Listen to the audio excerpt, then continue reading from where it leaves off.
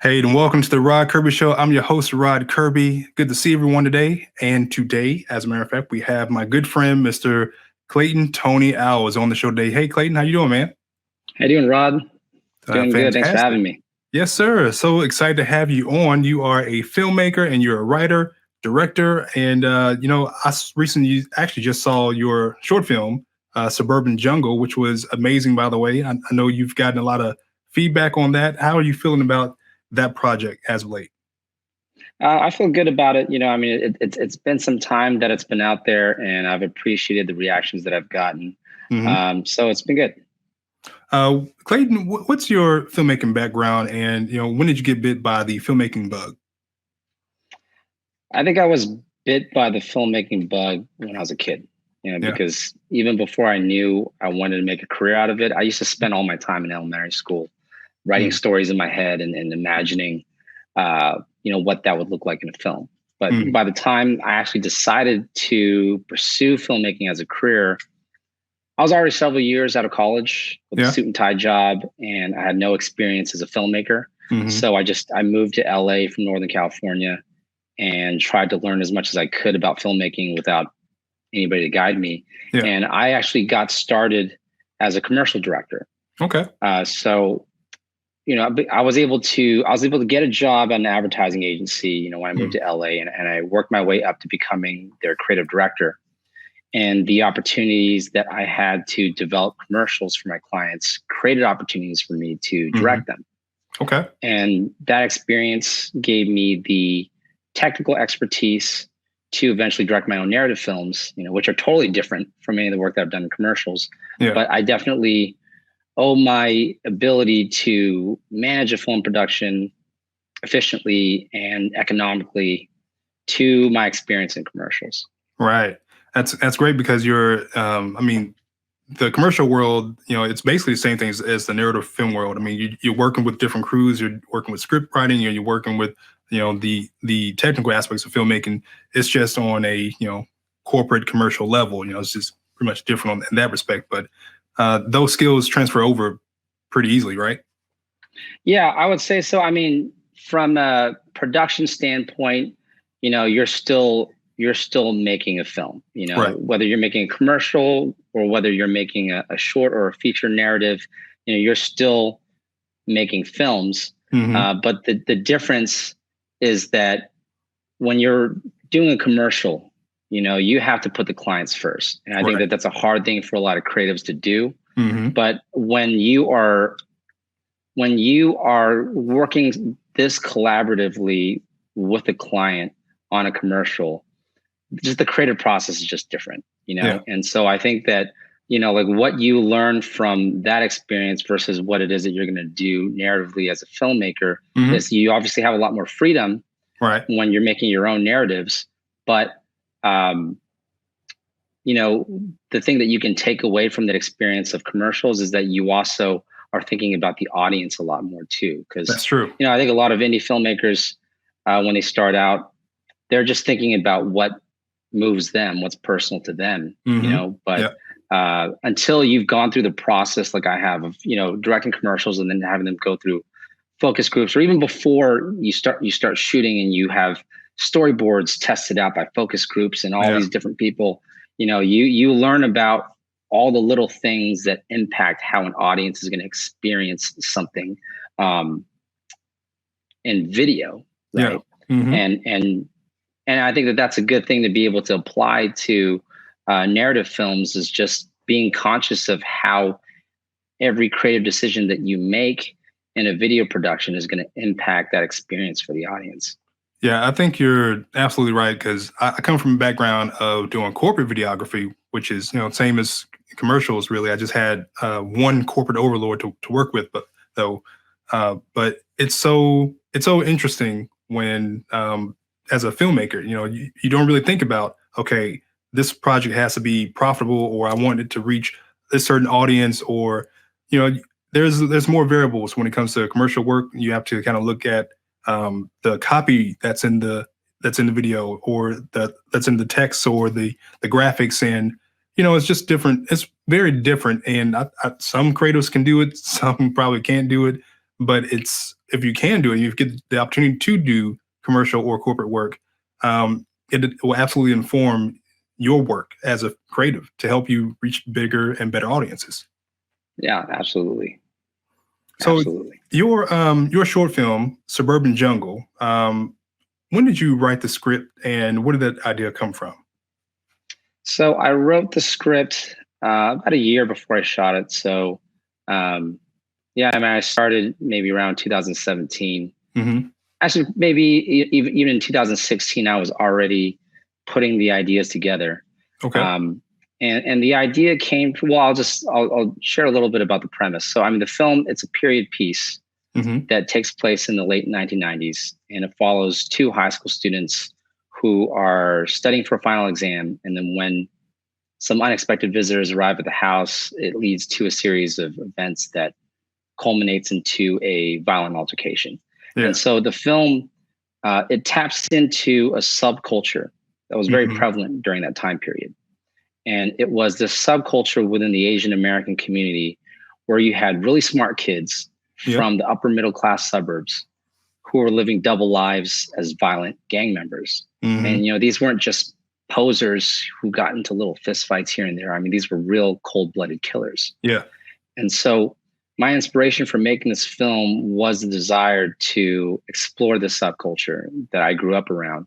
And Hmm. many Asian Americans from the 90s and early 2000s had grown up around, because these kinds of stories had never been told cinematically. Yeah.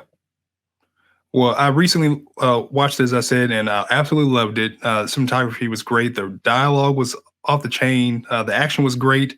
It's really gritty, really dark. I loved it, and I love how on your website you describe yourself as Dr. Jekyll and Mr. Hyde, and how the corporate commercial world you're one thing, but then in narrative films you're totally different, and this is totally different than what I expected.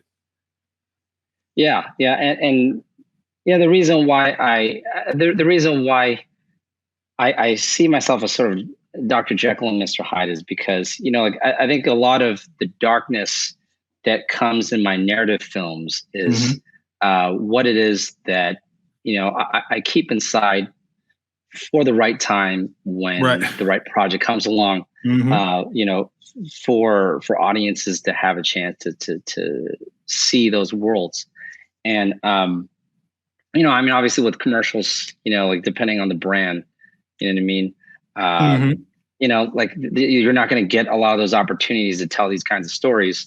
That's true. When it Yeah. comes to narratives, I think that, a lot of what I want to put out there is sort of like the darkness that I want to exercise, you know what I Mm. mean? And, Hmm.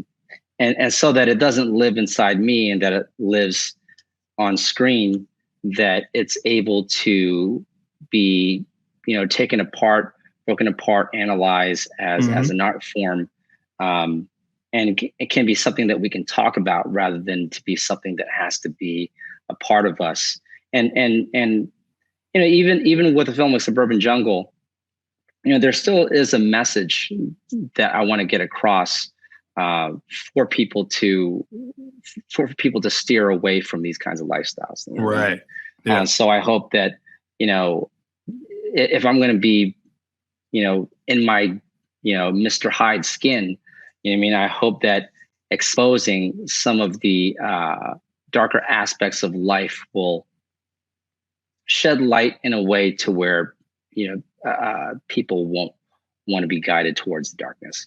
Love it. Yeah, that's with filmmaking in general, we put every piece of us, almost, our souls bear into that script and onto that screen. So absolutely, I totally understand where you're coming from. But let's take a look at the trailer for Suburban Jungle, and we'll come back and we'll talk about it. So this is the trailer for Clayton's short film, Suburban Jungle. Take a look.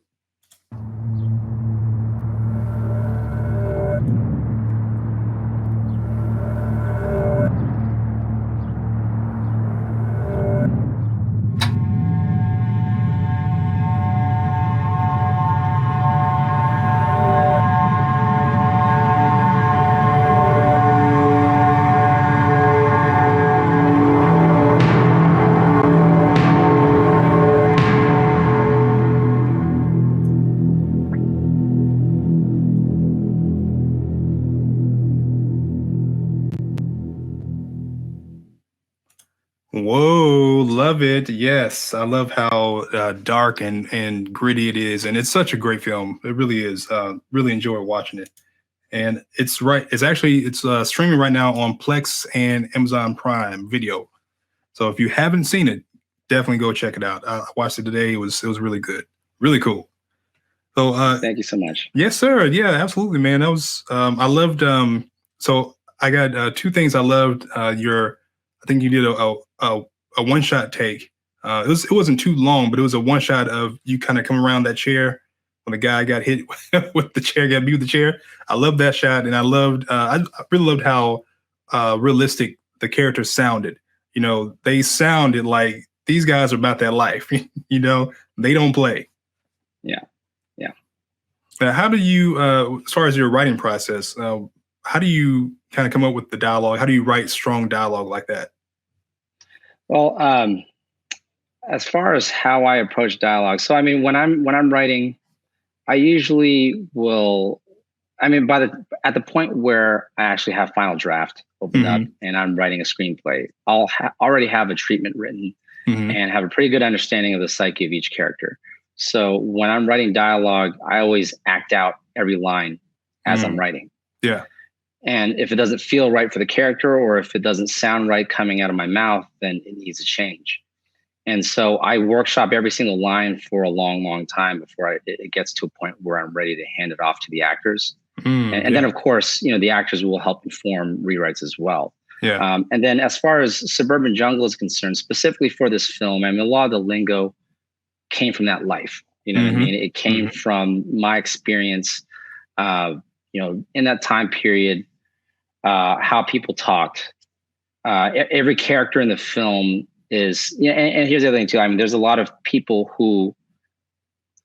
I knew from that time, from Hmm. that lifestyle, uh, that would talk to me and they'd be like, "Oh, well, so, did you write me in the film? Like, am I in this? Like which one of the characters is going to be me?" I'm like, "No, nobody is anybody." You know what I Right. mean? So I don't want anybody to think like, okay, like this is supposed to be that guy. But Hmm. everybody is sort of like every character in the film is sort of like an archetype of one of those dudes. Yeah. One of those guys who's like the freeloader who's always trying to who never wants to throw down on a dub sack of weed, Uh-huh. or you always know that shady character who seems really cool, and he's friendly and everything like that, but Yep. you just know there's something about him that you just can't trust. I mean, there's always every character is just somebody that I've met that people who kind of remember that time that everybody's kind of met someone like that. Right. And I wanted to have the dialogue just play out as organically as possible, and also try to let the actors improvise as well, so that Hmm. it could feel as naturalistic as possible, so that you can really immerse yourselves not only in the characters but also in that time period. Yeah. And I love that tip you mentioned about workshopping your dialogue. That's pretty cool because I actually, when I write screenplays, I'm over here, I'm in my own world and I'm, yelling and I'm talking back to my screen, my computer screen, and trying to make sure the dialogue sounds right and it's authentic. I don't think a lot of people really do that. It's like I've gone to table reads where the dialogue will sound stiff or kind of every character will sound the same, but I think, Tony, what Mr. Clayton, what you said as far as, workshopping that dialogue and actually saying it out loud and reading it on a page and making sure it's actually right for your actors and then giving it to them. That's pretty powerful tip, man. That's good. Yeah, and I also don't want to underestimate the importance of the actors and their contribution to it, because a lot of the dialogue changed Hmm. once I cast my actors, Right. and so I think that the script would have ended up being pretty different had I cast certain people over others, Hmm. because some actors are going to deliver lines differently from how I deliver them. That's true. Yeah. But like I would start out with a basis for what the character needs to sound like, so that I know what I'm looking for when I'm casting. But once I Mm. once I have that person, um, then the table reads are going to give you an idea of what kind of cadence that Hmm. actor is going to be comfortable with. Yep. Some a lot of times the actor can give you a lot of suggestions for rewrites that are going to be incredibly helpful. Mm-hmm. But you know, a lot of times when you just get a chance to sit and do a read with the actors, you already start to learn how to speak like them. Yeah. You kind of have their voice in your head.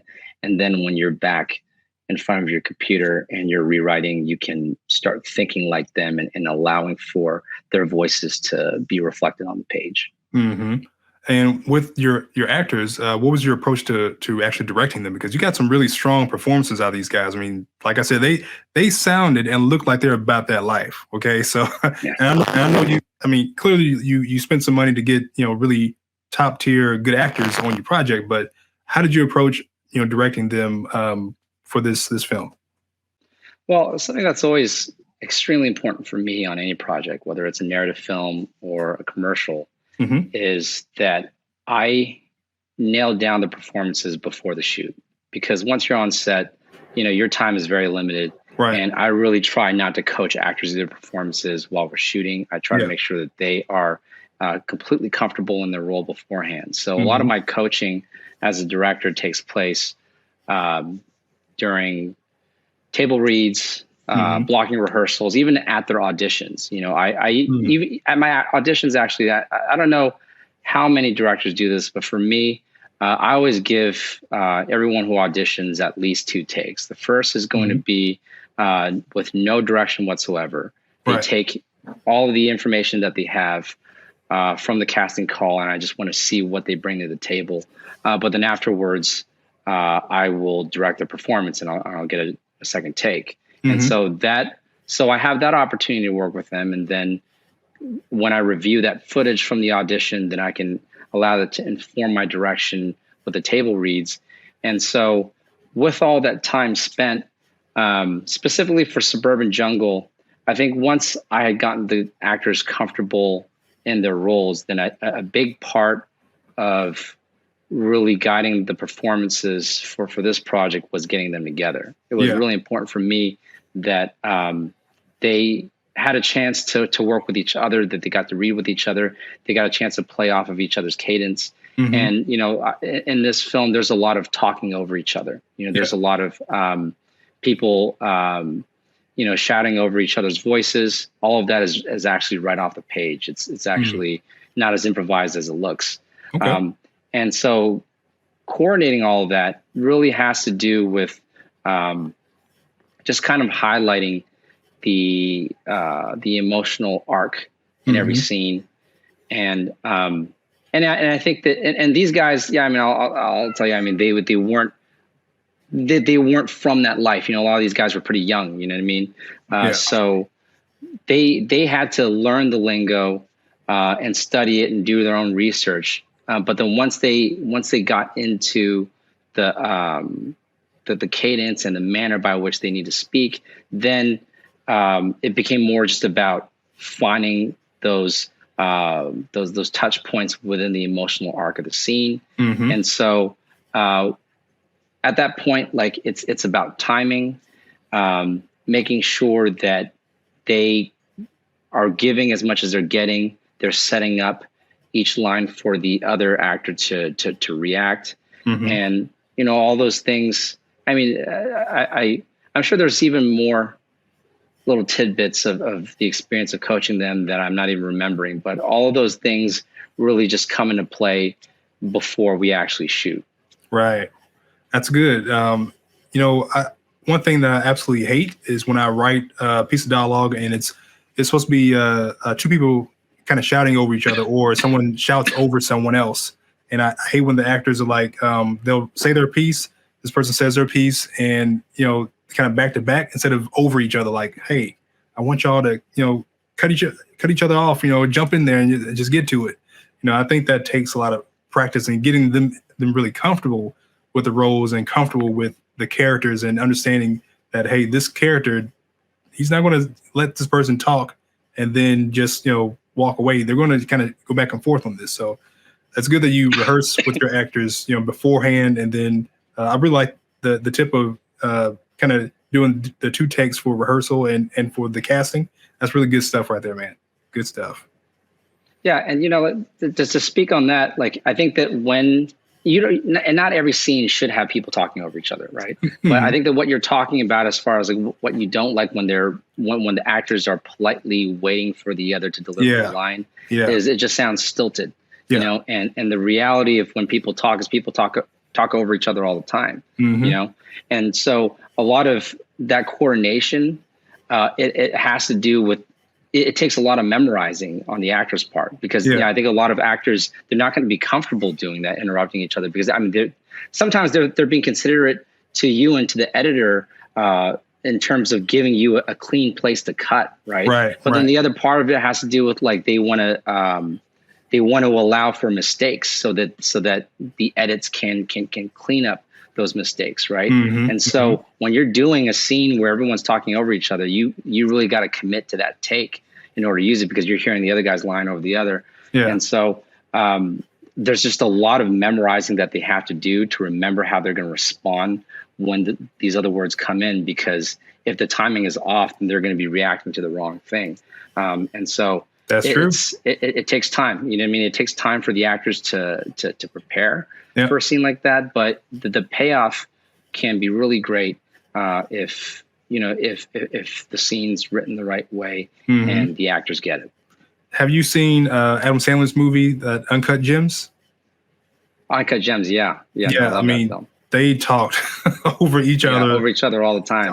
Time. It was like, oh my God, it was almost unbearable, but it was so good, because that's exactly how we talk in the real world. It was great. Yeah, and I love the way that that film, as well as Good Time, by the same filmmakers. Those are two films that do a great job of building excellent tension, right? And that's a very special way that you can amp up tension is by having these characters kind of elevate the aggression in the conversation each time that they raise their voice and raise their voice and raise their voice. So that's an excellent example. Oh yeah. So what was the production like on Suburban Jungle? How long did you guys shoot, and were there any challenges that you had to overcome? Yeah, I mean, there were a lot of challenges for me, specifically in that I had to wear a lot of hats. This was a micro budget project. I think the biggest challenge was me doing everything that I was doing outside of directing, because I didn't have a line producer or an art director or a caterer. So I had to do all kinds of things like build furniture, order food, take care of getting all the release forms signed. All those things that really add up are things that directors shouldn't be doing. And a lot of indie directors do end up doing everything, but it can break their concentration. And every project that I've had since then, I've always hired the right people to fulfill the right roles. But for Suburban Jungle, I just had to give up on a lot of sleep in order to get everything done. But it turned out pretty awesome. So even wearing all those hats, sometimes you got to do what you got to do, man, to get the result that you're looking for. Yep, absolutely. So you said it was a micro budget film. What was the budget for your short film? Excuse me. Yes, it was a $6,000 production budget. Very tiny micro budget, and that doesn't include post production. I edited the film myself, and I did pay my colorist, my composer, and my sound designers. But they did a huge favor for me, giving me the rates that they did. And I don't want to disclose publicly how big of a discount they gave me, because they deserve to be paid so much more. Oh, absolutely. Yeah. Same thing with my short film, The Prayer. I mean, I did editing. I actually did the coloring myself, which is why it looks terrible. But, it came out fine. And I hired a composer, and I hired a re-recording audio mixer, and which was the best investment I could have ever made on post-production, but everything else was, out of my pocket, and we did crowdfunding to raise our budget. Our budget was like $4,000 for our 20-minute short. And I mean, you kind of have to just take what you got and maximize every penny and put it on screen in some form of fashion. How did you raise the funds for your budget? Almost everything came out of my own pocket. I didn't do a crowdfunding campaign, but some friends did provide some contributing funds to the budget as well, because they believed in the project. They knew about it. I'd been talking about wanting to do a film like this for some time, and they wanted to see it get made. So I'm extremely grateful for the contributions that I did receive. But I needed to be prepared to finance this thing before I went into production, because like I knew that this was a unique story that that only I was going to be able to tell the way that I wanted to tell it. And like I was prepared to make the sacrifices to make it happen. Yeah. Is this your second film that you've done? Yeah. I mean, I've done some experimental stuff before. Okay. But like in my previous work before Suburban Jungle, I consider like exercises in filmmaking. Yeah, I was going to ask you that, because that project was Disillusion, and it features, it's shot in one location. It features two characters kind of talking, but the tension ratchets up with the dialogue. It's really interesting. How did that film prepare you for Suburban Jungle? Yeah, so there are a lot of similarities that can be drawn to Disillusion. Now, as far as shooting in one location, that's a budgetary restriction that creates that circumstance. But it was, now that I think about it, like, I see even more so now, reflecting on everything, how much writing and shooting Disillusion informed Suburban Jungle. Right. Because a big thing for me is building tension and creating an immersive experience for audiences, and drawing people in through dialogue. And so with Disillusion, I definitely did that without really thinking about it. I think my natural writing style just came out of that project, and then it evolved with Suburban Jungle. But with Disillusion, that was something that was kind of me exercising my demons. I had recently gone through a breakup around that time that I first started writing it, and it was just kind of, and it was my acting debut. I directed and starred in the film myself. It was tough wearing both hats at the same time. But like with that project, when something is that personal, then the dialogue flows pretty naturally. Yep. And when you want to take the story in a specific direction, then sometimes you need to create sort of like an elevated version of yourself. So that is not, the things that are said in that film aren't a reflection of me or any real character, but where that story needed to go and needed to hit these extreme circumstances. So going back to when you talked about the Dr. Jekyll and Mr. Hyde comparison, that really was Mr. Hyde coming out in that film. Yeah. It's not a reflection of me or any of my views, but that was an opportunity to kind of let the Hyde come out, and that sort of guided how it is that I approached how to sort of ratchet up tension in Suburban Jungle. Awesome. Well, let's take a look at this little teaser trailer that you have for Disillusion, and we'll come back. So here is your trailer for Disillusion. So, how do you feel? I feel hopeless. You should feel hopeless. Because you are. What? You don't like what I'm saying? No, I don't like what you're saying. So you asked my opinion, no, but I'm not just asking for your opinion. I'm asking for your help. I am helping you! This is what I get when I come to you for help. You tell me that I'm hopeless, and then you start to paint this picture that I don't want to see. Just because you don't want to see it doesn't mean it's not there.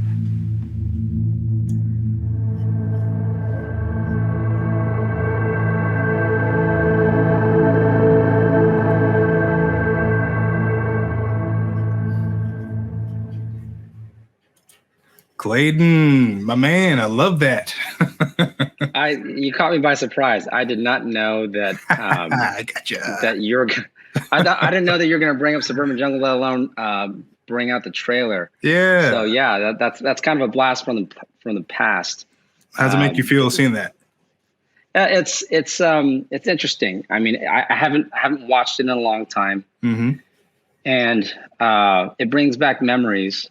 But I think that while we've been talking about Suburban Jungle, I'm seeing a lot of that evolution. Yeah. And I think that the thing I want to share, reflecting on Disillusion, is that, you know, that was a project where I feel like I made a lot of mistakes as a director because I was acting as well as directing. I was focused so much on my performance that I felt like I just made a lot of decisions I wouldn't have made if I had focused on how I was going to execute and tell the story cinematically. So I would have done a lot of things differently, right?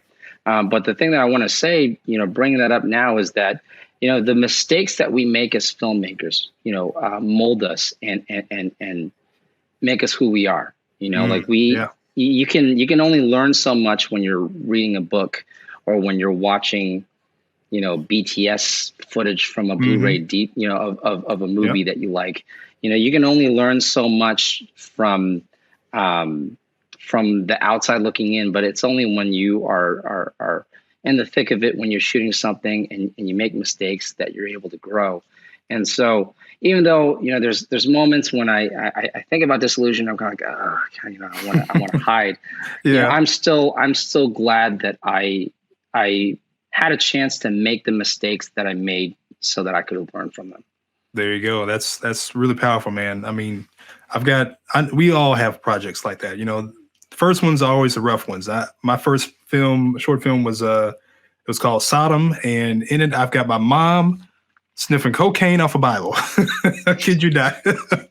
He's sniffing cocaine off a Bible. My dad is in there. And he beats her up in the movie, and I've got my brother and my sister. My sister is trying to entice my brother for relations. It's Sodom. You know, it's very, you know, not a good world to be in, and that's what it was. But man, sounds like a Christmas movie. Yeah, it's Die Hard on steroids. You know, it's crazy because I think about it and I watched it recently. And I was like, man, this is so terrible on so many different levels, but it's a really interesting story. And I like what I did right there. That's a cool choice right there.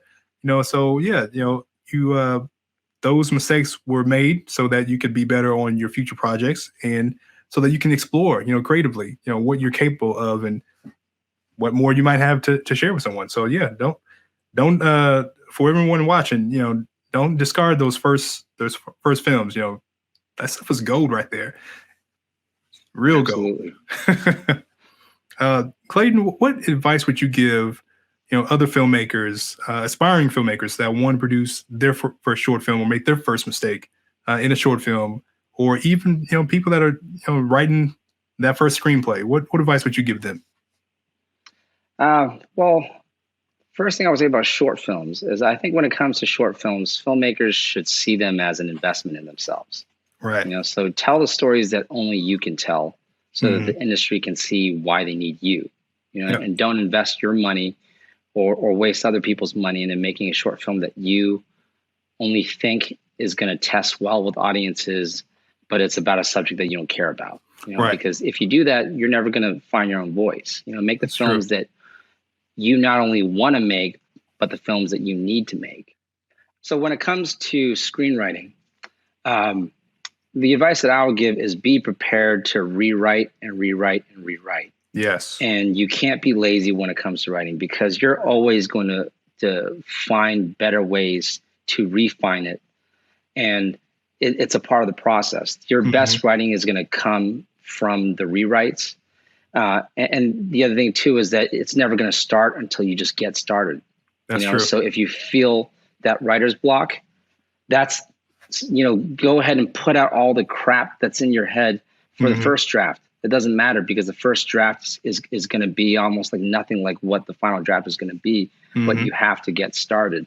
And so, you know, what I've learned about writing is that, you know, you have to give yourself the time to look at it again with fresh eyes. Right. You know, once you do a draft, take some time off. Don't reread it for a couple weeks or even a month or several months. Try not to even remember the story, so that you can read it again with fresh eyes, like an audience member, and analyze it objectively. and realize, okay, like, I mean, I'm going into this as an audience and I don't know about this backstory with this character. I don't know about that conversation. So how was I supposed to understand the scene? You know, like, you have to be able to look at your script objectively to be able to experience what the audience is going to experience. And also, don't be afraid to have it tested out with your peers. This is actually some pretty good advice that I heard from Aaron Sorkin.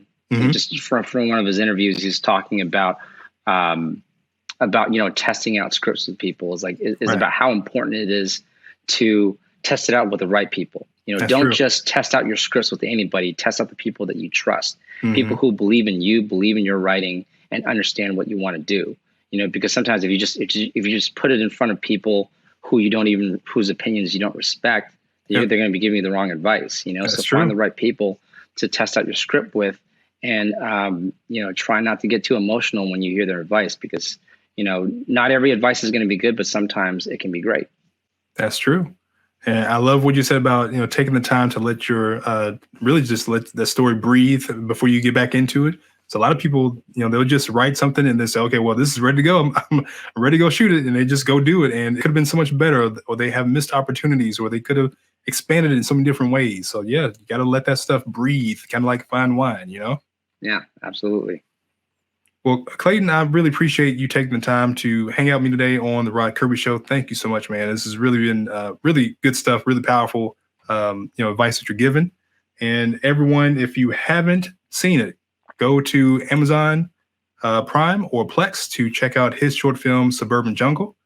And is Disillusion available anywhere, or you kind of hiding it for a rainy day? I hid it for a little while. I mean, I will think about whether or not I will make it publicly available again. I mean, it's kind of like an early recipe. You know what I mean? Like, if you've already started, if you already started cooking steak, you don't want to start giving people ground beef.